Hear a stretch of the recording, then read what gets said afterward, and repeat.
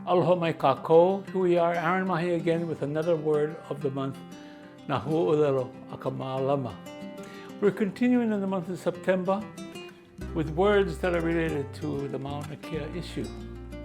This time, Huliʻia, that which is overturned, upside down.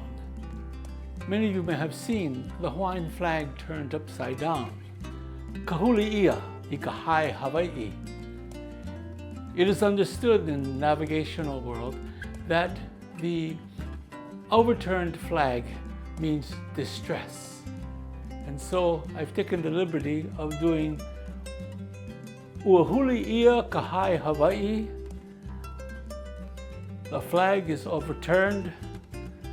Ua Huliʻia ka Lahui. The nation is in distress. Thank you again for being with us. These are brought to you by Partners in Development Foundation.